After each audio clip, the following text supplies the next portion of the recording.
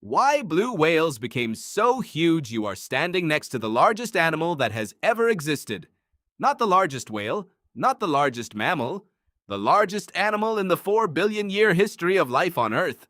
Bigger than any dinosaur, bigger than anything the fossil record has ever produced.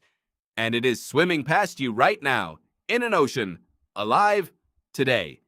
But the real answer for why it got this big is far stranger than you think. You probably assume size is just an advantage. Big means safe. Big means powerful. Big means you win. That is the story you were told. It is mostly wrong. For most of the history of life, being enormous was a trap. Big bodies need big food. Big bodies overheat slower, but also starve slower, which sounds good until a bad year arrives and there is simply not enough to eat. Dinosaurs got huge and then a single asteroid winter erased them. Size on its own is fragile. So why did a warm-blooded, air-breathing mammal end up 30 meters long and weighing as much as 30 elephants? Blue whales were not always this big.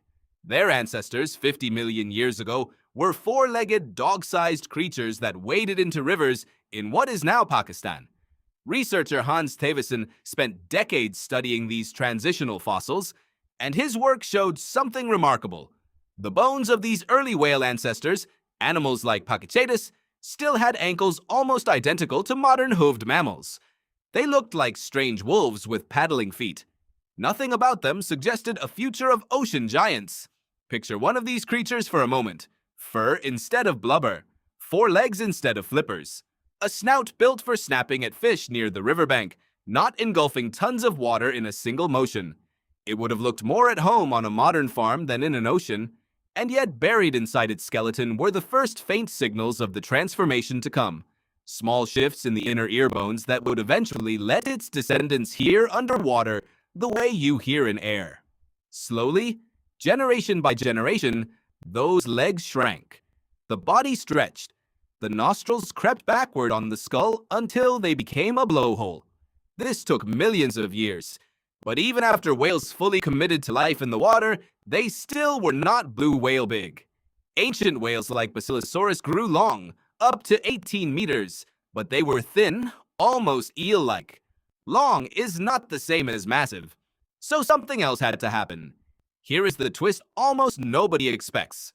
The huge size of blue whales is not an ancient adaptation at all, it is shockingly recent. In 2017, evolutionary biologist Graham Slater and his colleagues analyzed the body sizes of nearly every baleen whale species, living and fossil, going back 30 million years. What they found upended the old assumption that whales had been slowly, steadily getting bigger the entire time. Instead, whale bodies stayed relatively modest for tens of millions of years. Then, starting only around 3 million years ago, baleen whales exploded in size, and blue whales rocketed to their current, almost unbelievable scale. 3 million years is nothing on an evolutionary timescale. Something changed the rules very suddenly. Think about what that means. For roughly 27 million years, whales experimented with different sizes and different feeding strategies, and none of them stumbled onto true gigantism. Then, in a window that is almost a blink of an eye by evolutionary standards, one lineage shot past every size limit that had ever applied to an animal. That is not a gradual slope. That is a cliff. And a cliff that sudden demands an explanation just as sudden. What changed was the ocean itself. Around that time, the Earth entered a series of ice ages. Ice sheets expanded and melted in cycles, and that cycling did something crucial to the seas. Cold meltwater pouring off ice sheets and strong seasonal winds churned the ocean, dragging nutrients up from the deep and concentrating them into dense, seasonal patches.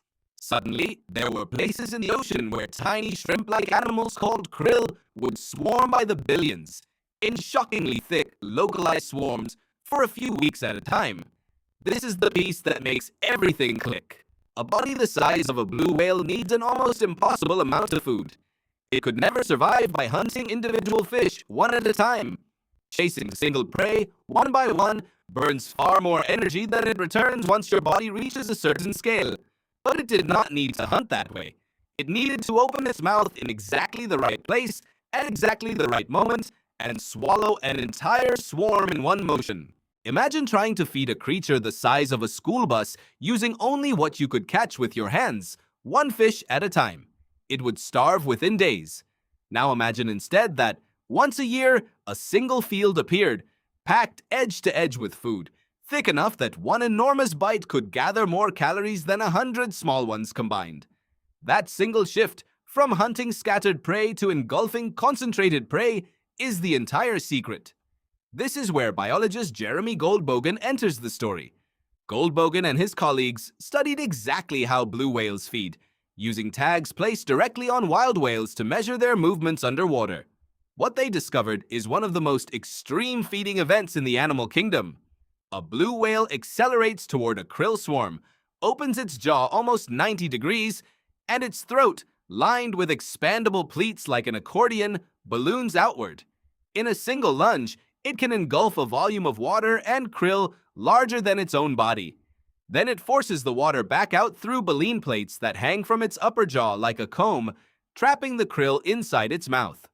One lunge can deliver almost 500,000 calories. A blue whale can do this dozens of times a day during feeding season. Slow the moment down.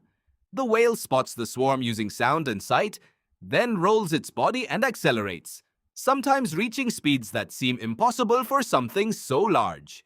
As the jaw opens, the throat pleats unfurl like a fan, and for a few seconds the whale's body briefly doubles in width, dragging in a mass of water that can weigh more than the whale itself. Then, using its tongue like a giant plunger, it pushes that water back out through the baleen, leaving a mouthful of trapped krill behind. The entire sequence, from lunge to swallow, can be over in less than 15 seconds. Do that dozens of times in an afternoon, and you have built enough fuel to power the largest body in Earth's history for another day. This single adaptation, called lunge feeding, is the real reason gigantism became possible. Being enormous only pays off if you can fuel it, and lunge feeding turned a blue whale's massive body into an advantage instead of a liability. The bigger the mouth, the more krill per lunge, and the more efficient the whole system becomes. Bigger literally meant cheaper calories per bite. That relationship, more size equals more efficiency, almost never exists in nature. It exists here. Paleontologist Nicholas Pienson, who has spent years studying rorqual whale skulls, describes this feeding system as one of evolution's more unusual engineering solutions. A jaw joint that can essentially unhinge. A throat built like an expanding parachute. Nerve fibers in the chin that can stretch to nearly double their resting length without tearing, something almost no other tissue in the animal kingdom can do. None of this evolved for elegance. It evolved because the ocean, at certain moments in certain places, offered an almost unbelievable buffet, and only a body capable of engulfing tons of water at once could take advantage of it. So the size of a blue whale is not simply the result of evolution wanting bigger. It is the result of a very narrow, very specific opportunity. Coal-driven ocean churning, concentrated krill swarms, and a feeding mechanism precise enough to exploit them, all arriving at the same evolutionary moment. Remove any one piece and blue whales likely never reach the scale they did. This is why nothing on land ever grew this large. No terrestrial food source concentrates the way krill swarms do, and no land animal could evolve a mouth like this to swallow it whole. There is a sobering side to this story too. A body this dependent on a narrow window of extreme abundance is also a body that is extremely vulnerable if that abundance disappears.